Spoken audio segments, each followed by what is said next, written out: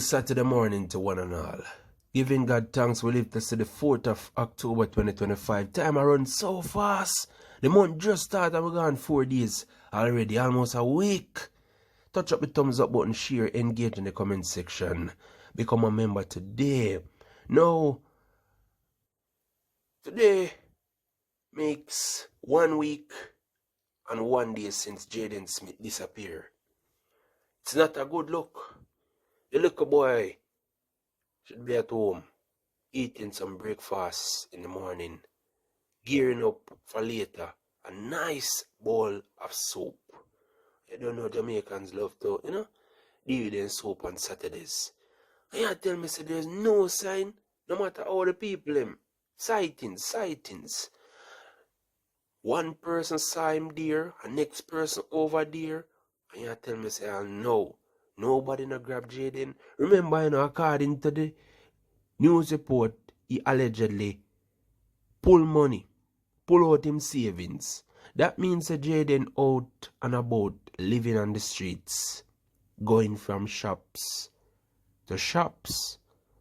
And all of them shop operator there, they tell me, say, them cash Jayden and I grab him. God, everybody know him.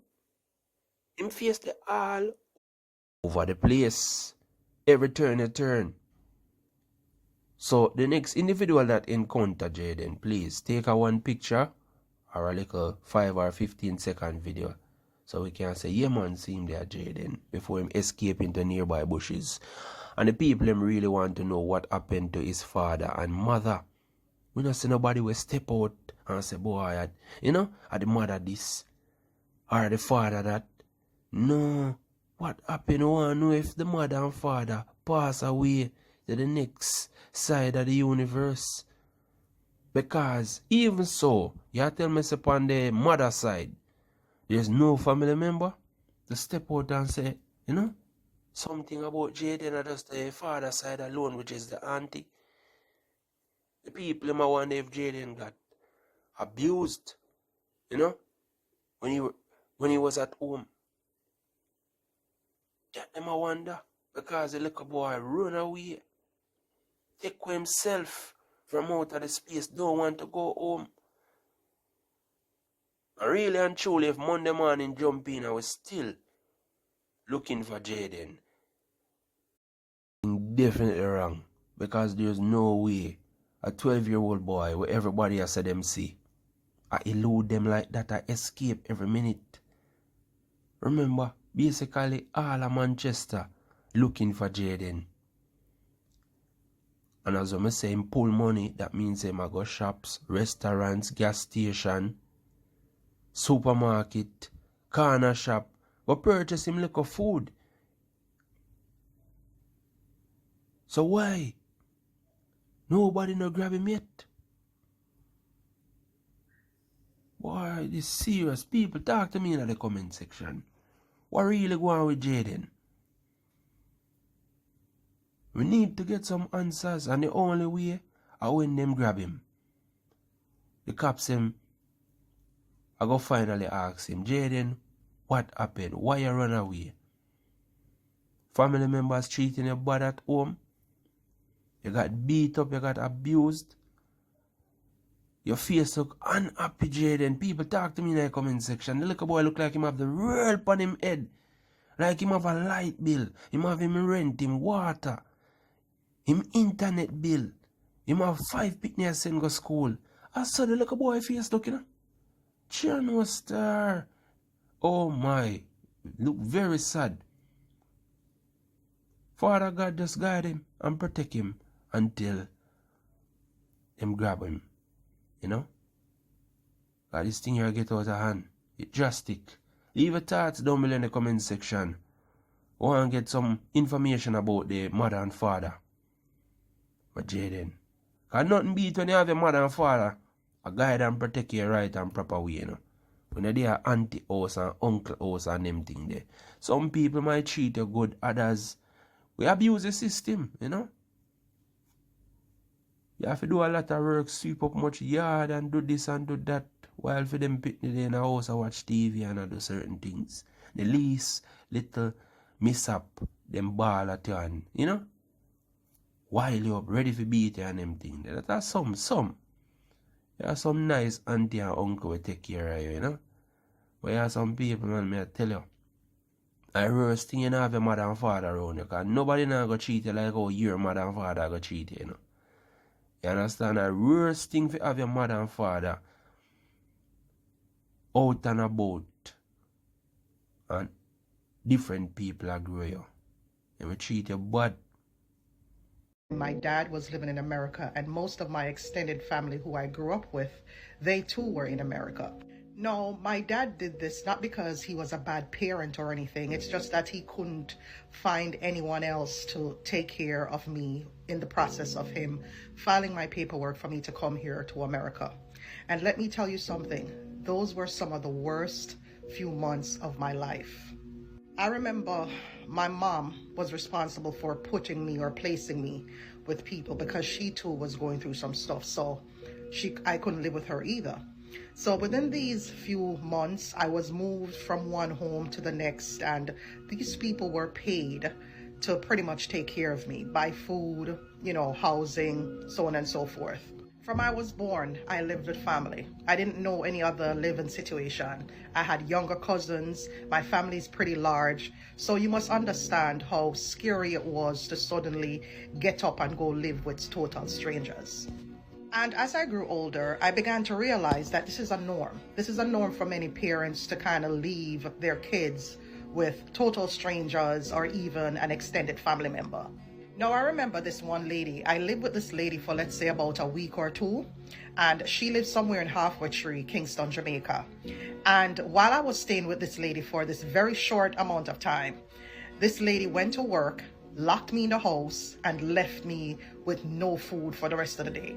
So she would feed me breakfast. And when I ate breakfast was just an egg and I think some hot tea and a couple slices of bread. But during the day while I was there by myself, locked up in the house, there was nothing to eat. I had to scrummage through the kitchen to see if I can find something. Me as a young girl, don't know how to cook, don't know how to do nothing, just wanting something to eat. Then I came upon some noodles.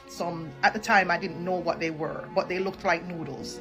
But now that I'm older, I know that they're Chinese noodles, and I did something with these Chinese noodles on the stove, and this is how I ended up eating. This woman left me at her house the entire day, despite getting money to take care of me. She left me there with no food. Now, this is the reason why Jayden's situation hits home for me. Because I was once that child who was sent to live with strangers, or in this case, in Jayden's case, family, and they ill-treated me just because I wasn't their own. Their maternal instincts didn't kick in for me because I wasn't their own child. And this is what you're going to find all the time. I am sure there are hundreds of kids out there with similar stories who were, left at homes, aunts' homes, grandmothers' homes, and the parents just pretty much turn their backs on them. And then they're left to deal with the abuse that is inflicted upon them by these people who are left to care for them. You're sometimes beaten, given some harsh punishments. You're not fed. You're told that you can't do what their kids are doing. You're told you're kept out of school. You name it. You're just treated differently. And you see it, regardless of how young you are, you see that you're being treated differently in comparison to how they treat their kids. So to the parents out there who make it a thing, a habit, to leave your children with extended family members or total strangers, please don't do it. A lot of Jamaican kids usually are not expressive with their emotions, and they'll sit there in silence and not tell you exactly what they're going through. But the void, you being missing from their lives, is such a heavy burden that they have to bear.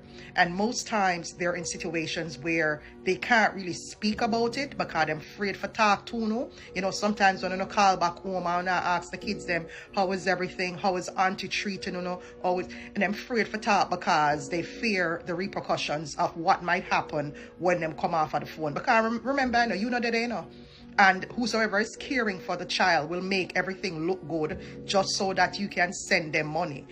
You understand what I say? And let there not be a time when you don't send money. The child is going to feel it.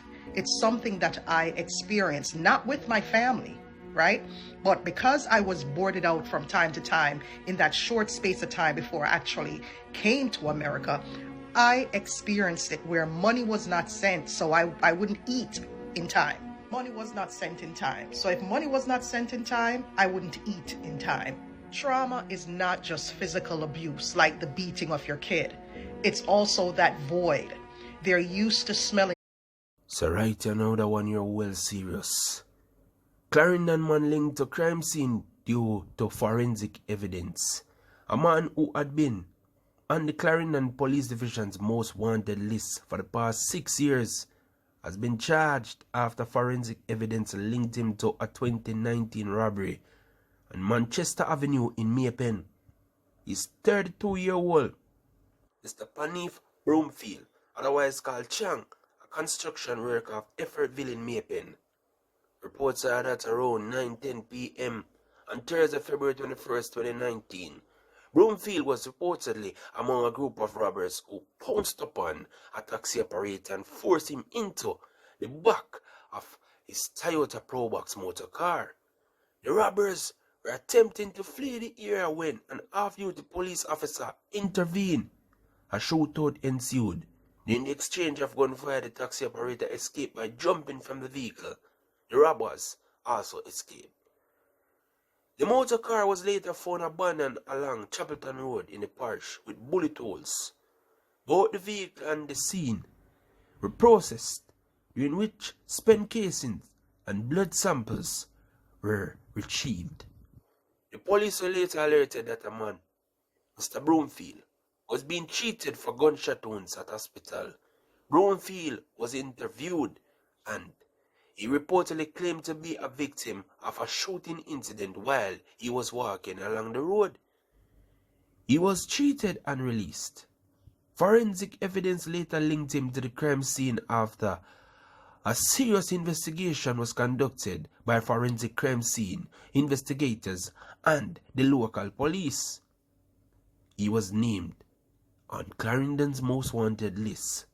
For the past 6 years, he was also featured on the JCF Wanted Wednesdays. On Tuesday, September 30th, Broomfield surrendered to the cops, accompanied by his attorney. People. Long run, short catch. 6 years the police have look for this man. Finally surrendered to the cops. Leave your thoughts down below in the comment section. Lucky him lucky. Shoot out with the cops. Police and bake him skin in rush go hospital fast. Medical attention. Take out gunshot all time. And they still not put down the badness.